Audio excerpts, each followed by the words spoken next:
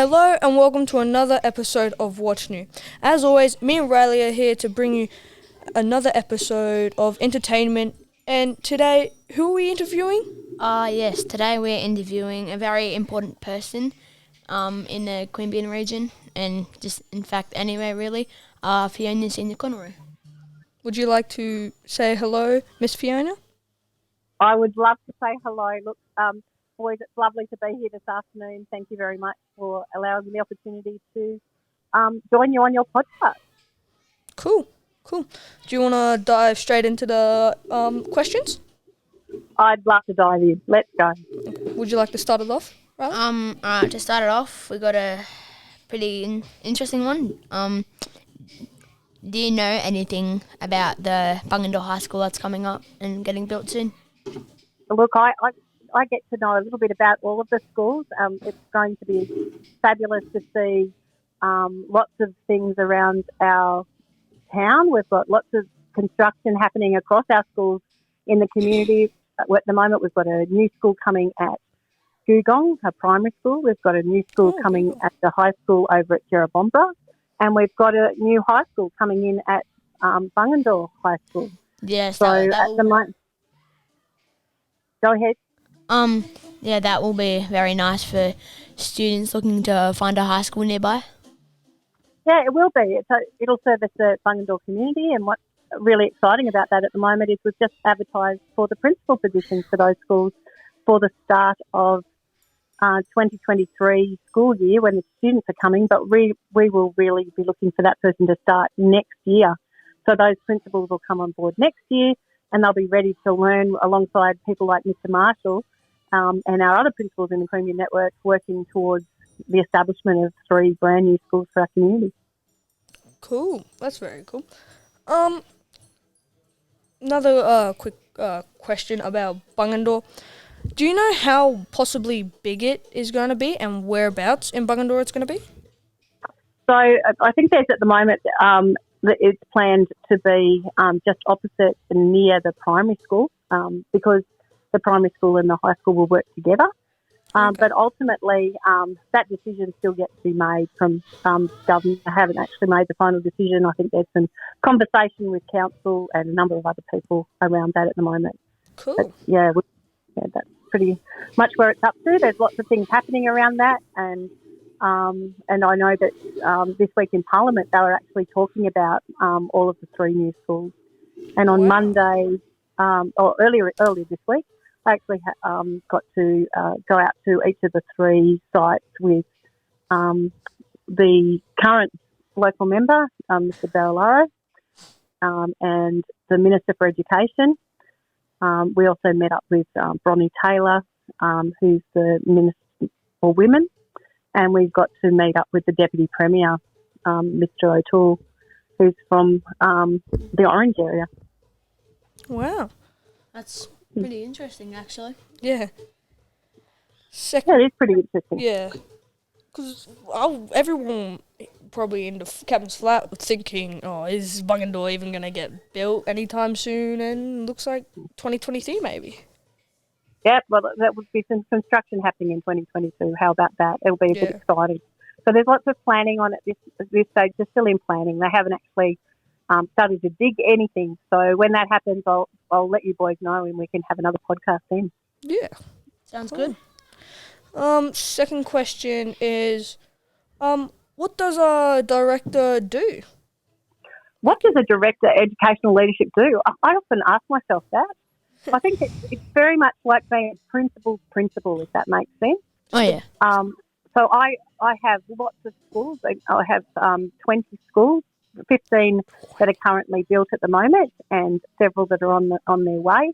And so basically it's everywhere from Braidwood out to Gundaroo, across to Jerrabombra and all of the schools in the Queanbeyan area, and of course the beautiful Captain's Flat, which I, don't tell anyone else, but it is one of my faves.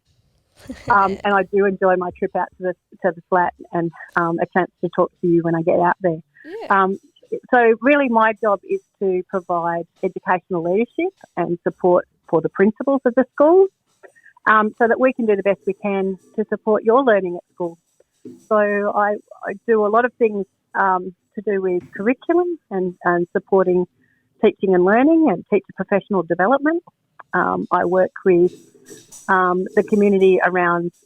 It's a very diverse job, so we sort of sometimes switch roles a little bit. And so I've done everything from crisis and emergency management through times where we've had lots of rain today. And so, there are times where schools are flooding and the waters are coming up and we've got to quickly move to evacuation, or when we've had bushfires.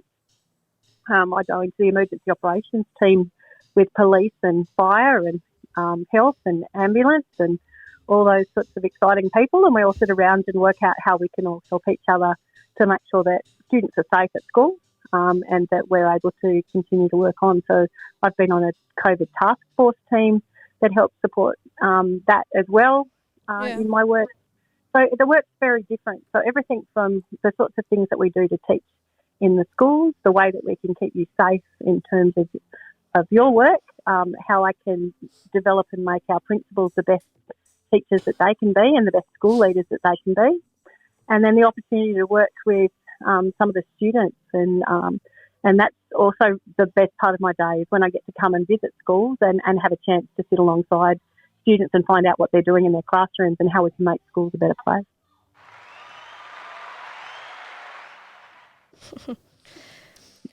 Thanks for the applause. That was pretty impressive. Yeah, it's got a very special soundboard. We have this all these soundboards and everything.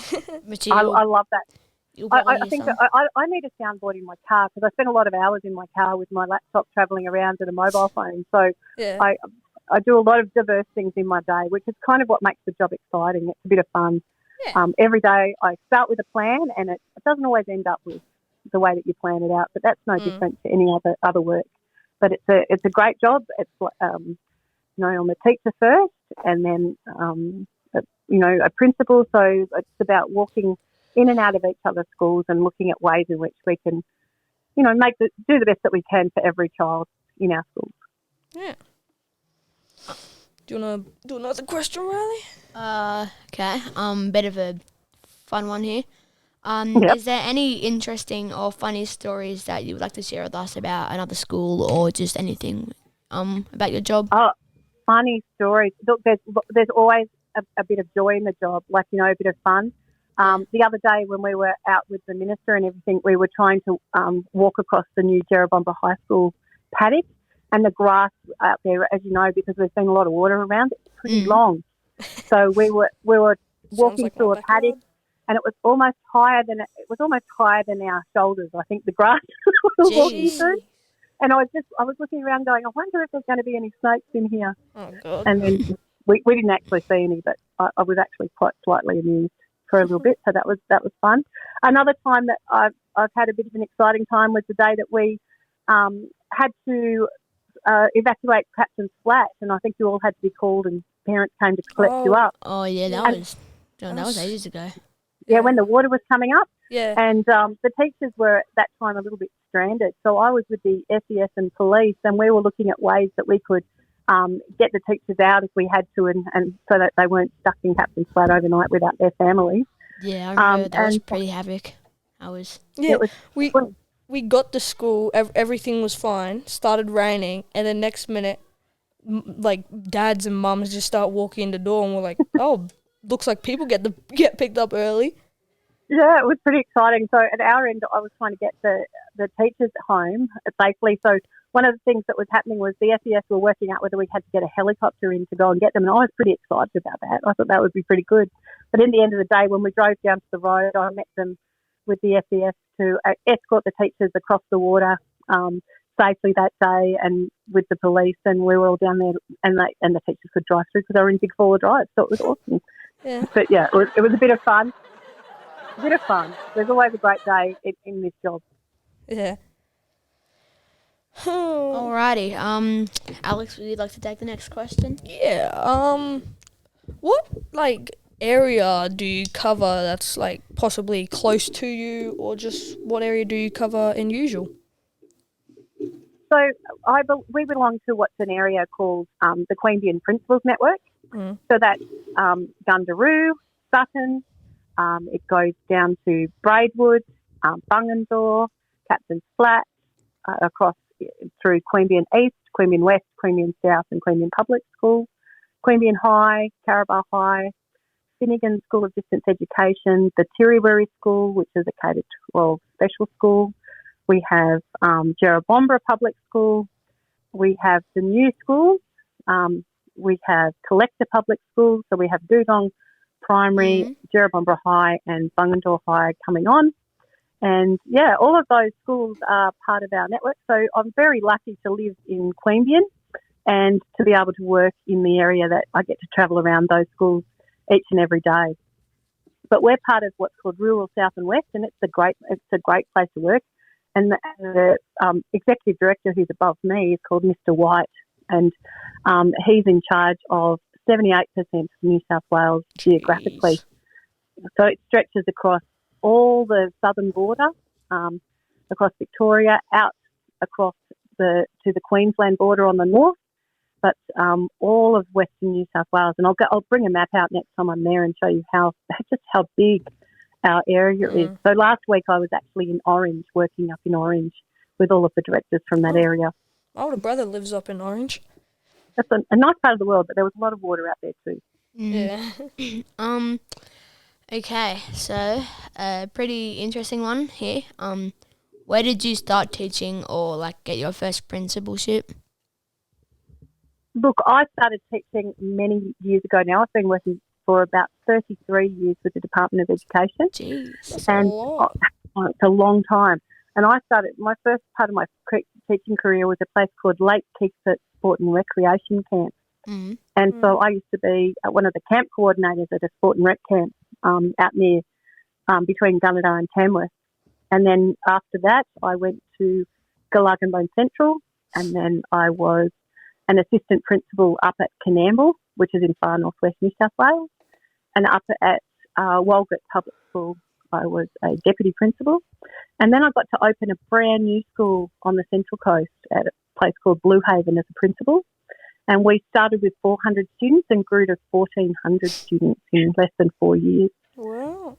Congrats big on school. a long time. Yeah. Wow. Yeah.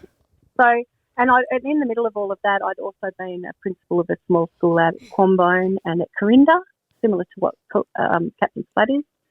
And I'd also worked at Glen Quarry, which is up in the Southern Highlands, as a principal. And I've spent a lot of time in state office in Sydney, managing teacher professional learning as a director up there a few years ago, before moving down to the South Coast and then across to the beautiful Queanbeyan, and where I was a principal at Queanbeyan East before I stepped into this role. Yeah. A little bit of a side question. Do you have children yourself? I do. I've got a son, Tristan, and I've got a husband, John. Cool. And Tristan's 11. He's in year 6. Yeah. Ready to go to hospital next year. Do an interview with us, so it's been a good time, and it was a bit cut out there, but what Riley was trying to say was thank you for like just coming out and letting us have a little bit of a time with you and interview you and everything. Look, thanks very much. It's been a great day. I've really enjoyed chatting to the small schools and listening to your public speaking today, and it's great to join you on a podcast. So thank you very much for the privilege of having a conversation with you. I'm super proud of you boys. You do a great job on these podcasts. I enjoy listening to them and look forward to the next opportunity to see you out at the flat. Yeah. Yeah, okay. Well, yeah, once again, thank you for coming out, and thank you. Have a good day. You too.